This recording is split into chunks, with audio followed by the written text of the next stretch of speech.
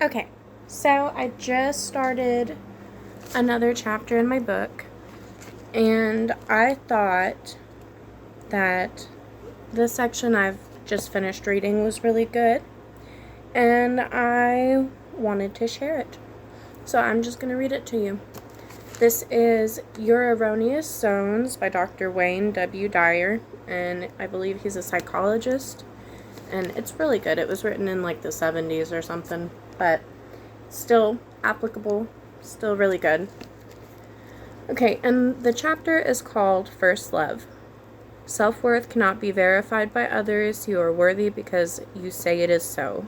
If you depend on others for your value, it is other worth. You may have a social disease, one that will not go away with a simple injection. You are quite possibly infected with the sepsis of low esteem, and the only known cure is a massive dose of self-love. But perhaps, like many in our society, you've grown up with the idea that loving yourself is wrong. Think of others, society tells us. Love thy neighbor, the church admonishes. What nobody seems to remember is love thyself. And yet that is precisely what you're going to have to learn to do if you are to achieve present moment happiness. You learn as a child that loving yourself, which is a natural thing for you then, was akin to being selfish or conceited.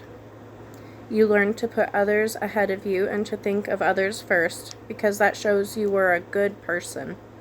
You learned self-effacement and were nurtured on instructions like, share your things with your cousins.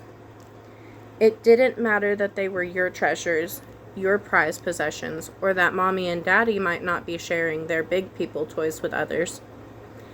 You may even have been told that you were to be seen and not heard, and that you ought to know your place. Children just naturally think of themselves as beautiful and terribly important, but by adolescence, society's messages have taken root. Self-doubt is in full bloom, and the reinforcements continue as the years pass. After all, you're not supposed to go around loving yourself. What will others think of you? The hints are subtle and not malicious intent, but they do keep the individual in line. From parents and immediate family members to schools, churches, and friends, the child learns all those fine social amenities that are the hallmarks of the adult world. Kids never acted that way with each other except to please older folks. Always say please and thank you, curtsy, stand up when an adult enters, ask permission to leave the table, tolerate the endless cheek pinching and head patting. The message was clear. Adults are important, kids don't count. Others are significant, you are insignificant. Don't trust your own judgment was corollary number 1. And there was a full cargo of reinforcers that came under the subheading of politeness. These rules, disguised under the word manners, help you to internalize the judgments of others at the expense of your own values. It's not surprising that those same question marks and self-denying definitions persist into adulthood. And how do these self-doubts get in the way? In the important area of loving others, you may be having a difficult time. Giving love to others is directly related to how much love you have for yourself. Love, a suggested definition. Love is a word that has many definitions as there are people to define it. Try this one for size. The ability and willingness to allow those that you care for to be what they choose for themselves, without any insistence that they satisfy you. This may be a workable definition, but the fact remains that so few are able to adopt it for themselves. How can you reach the point of being able to let others be what they choose without insisting they meet your expectations? Very simple. By loving yourself. By feeling that you are important, worthy, and beautiful. Once you recognize just how good you are, you won't have, oh my gosh. You won't have to have others reinforce your value or values by making their behavior conform to your dictates. If you're secure in yourself, you neither want nor need others to be like you. For one thing, you're unique. For another, that would rob them of their own uniqueness. And what you love in them are just those traits that make them special and separate. It begins to fit. You get good at loving yourself, and suddenly you're able to love others, to give to others, and do for others by giving and doing for yourself first. Then there are no gimmicks in your giving. You're not doing it for the thanks or the payoffs, but because of the genuine pleasure you get from being a helper or a lover. If the you is someone unworthy or unloved by you, then giving becomes impossible. How can you give love if you're worthless? What would your love be worth? And if you can't give love, neither can you receive it. After all, what can the love be worth if it's bestowed on a worthless person? The entire business of being in love, giving and receiving, starts with a self that is totally loved. Take Noah, a middle-aged man who claimed to love his wife and children dearly. To show his affections, he bought them expensive gifts, took them on luxurious holidays, and was always careful when he was on business trips to sign his letter, love. Yet Noah could never bring himself to tell his wife or children that he loved them. He had the same problem with his parents, whom he was tremendously fond of. Noah wanted to say the words. They ran through his head repeatedly, yet every time he tried to say, "I love you," he got all choked up. In Noah's head, the words "I love you" meant he was putting himself on the line. If he said, "I love you," someone must answer, "I love you too, Noah."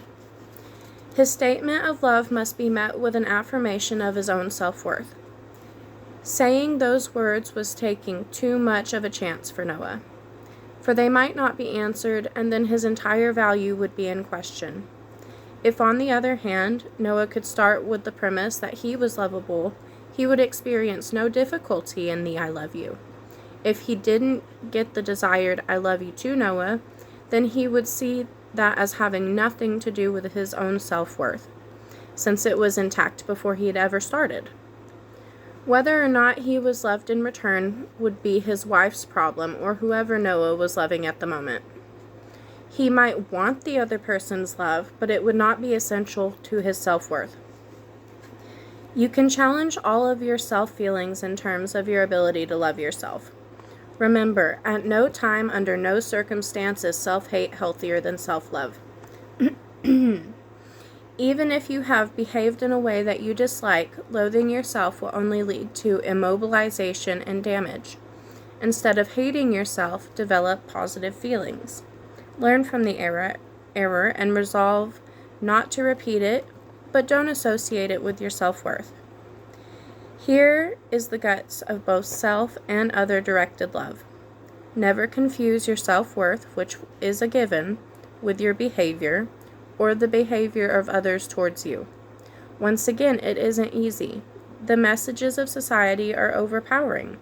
You're a bad boy rather than you've behaved badly. Mommy doesn't like you when you behave that way, as opposed to Mommy doesn't like the way you behave. The conclusions that you may have adopted from these messages are, she doesn't like me, I must be a nerd, instead of she doesn't like me, that's her decision, and while I don't like it, I'm still important. The habits of thought of childhood are not easily outgrown. Your own self-image may still be based upon others' perceptions of you. While it is true that your original self-profiles were learned from the opinions of adults, it is not true that you must carry them around with you forever. Yes, it is tough to shed those old shackles and wipe clean those unhealed scars, but hanging on to them is even tougher when you consider the consequences. With mental practice, you can make some self-loving choices that will amaze you. Who are the folks who are good at loving? Are they self-demolishing in their behavior? Never. Do they put themselves down and hide in the corner? Not so. Getting good at giving and receiving love starts at home with you. with a vow to end any low self-esteem behaviors that have become a way of life. And so I thought that was really good, and I just wanted to share, and I hope that you get something out of it too. Have a great day.